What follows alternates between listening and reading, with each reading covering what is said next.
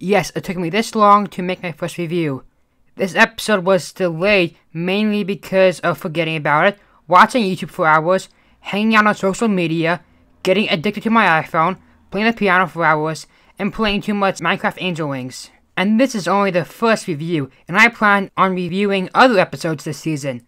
Trust me, I'm not planning on reviewing them all, only the ones I have a lot to say about, and this episode is one of them. Don't worry, it shouldn't take me as long as it did for this review to review the other episodes. Shouldn't.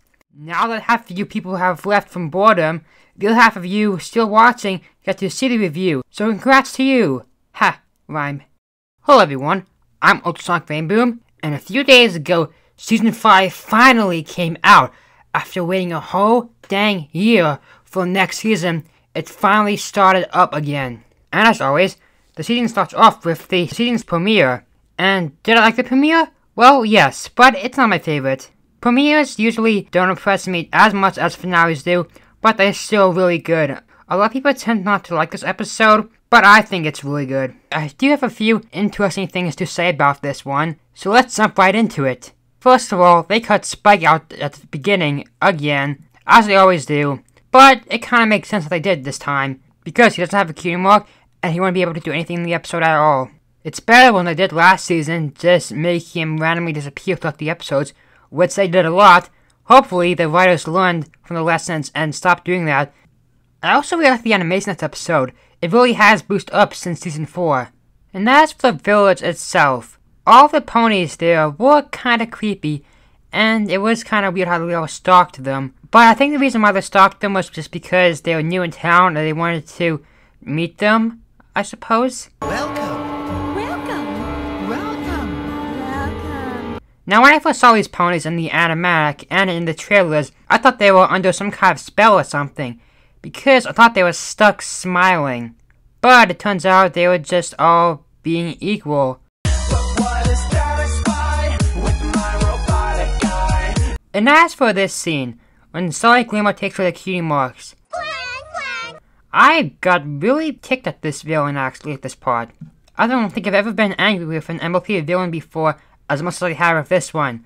Like, it was just so annoying and rude how she just took away these cutie marks forcefully, even though she most likely didn't do it for all the other ponies. It's a trap! And then there was the brainwashing.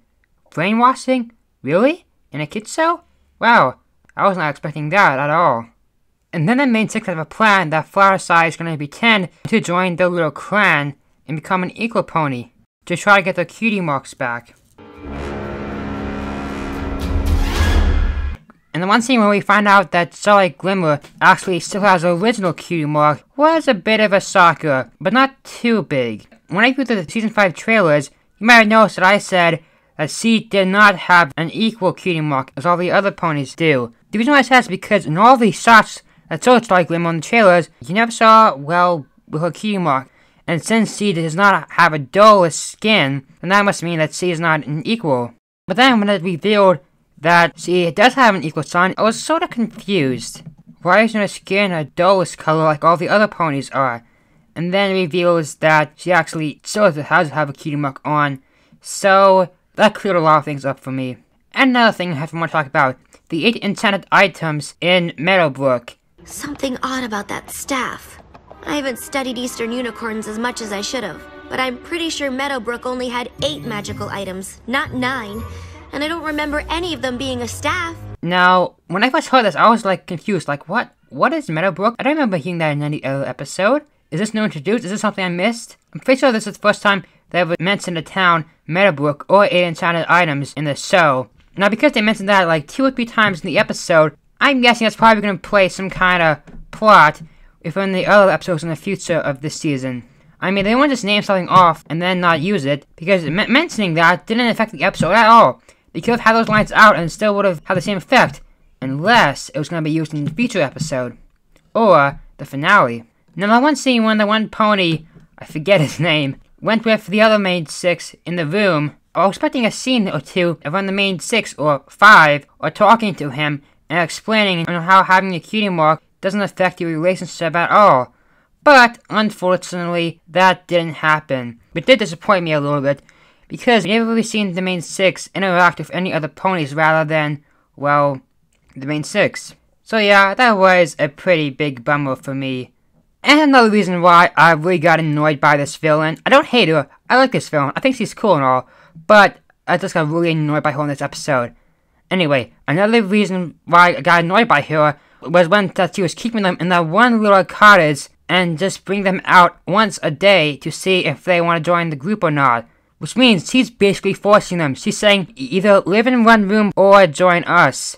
That is pretty forceful and pretty rude. But she is a villain, so it does make sense. It doesn't seem like you need any help. Have you considered perhaps that you might have been sent here so we could help you? Help me to help you to help him. And then there comes that one scene where it's revealed to every pony that she still has a cutie mark. And in that scene, Starlight Glimmer got really angry. And she totally lost her temper. I wasn't expecting her to do that. And then, once all the other ponies all decided to get the cutie marks back, notice how they all said it at once and like they didn't have any doubts. Which means that, were they all really just pretending to be happy and they all really wanted the cutie marks back? Not just those ponies who wanted the cutie marks back, but everyone in the town wanted the cutie marks back? Is that why Pinkie Pie was concerned when she saw the smiles because he knew that they were fake? Because he said that they were bad news, as in they weren't really happy? And we're just pretending to be happy because of Starlight Glimmer? I think that is exactly what's happening here. No pony has ever come to our village and wanted to leave. There's no escape, but then who would wanna leave? But that is entirely your choice. Luckily you have a choice. And as for the song, when I first heard the song, I wasn't impressed at all. Only a little bit. But then once I heard it again on YouTube, I was a little bit more impressed, and I actually like it now. I think it's a very nice song. I'm not really a big fan of the Army/Parade music, but I'm not saying it's a bad song. It is a really nice song. Instead, when I first heard it, I didn't really like it. Whenever I hear a song, I never like it at first. But then once I hear it again, I like it then. I think it's because when I hear it for the first time, I really don't know what's going to come next in the song. But then once I hear it again, I do know what's going to come next. So that must be why I like it the second time, and all the other times than the first time. Another thing with this episode that really surprised me was a few weeks ago, the episode was announced that it was going to be called Cutie Markless. But then, when you saw it, it said that it's actually called the Cutie Map. So, was that just an internet rumor, or did they just retain the name on the last minute? And why? Because I think Cutie Markless is way better than the Cutie Map.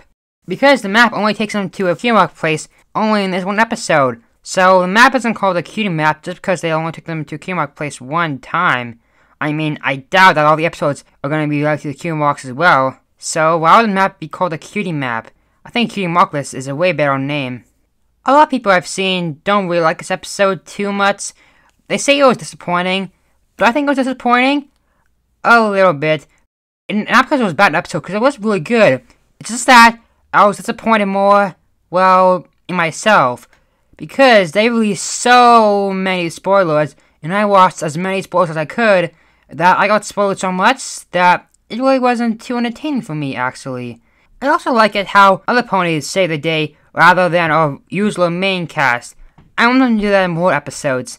I thought that was really interesting. And as for that balloon guy, now because his Q marks relates to balloons, which relates to parties, which is what Pinkie does a lot, I thought Pinkie and the balloon guy was going to react in some way.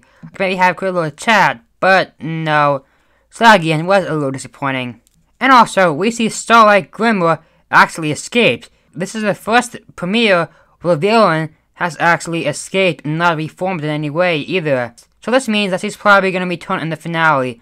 I highly doubt she's going to return in any other episodes, because all the episodes in between aren't really big, and when she comes back, it's probably going to be more of a threat. So I don't think that they're going to have one in the middle, because that would be very unusual. So she is most likely going to come back in the finale, and I bet she's going to be more of a threat. Also, in one of the interviews, Megan McCarthy says, we're going to explore what her plans are for Equestria, how they may not be so good for everyone.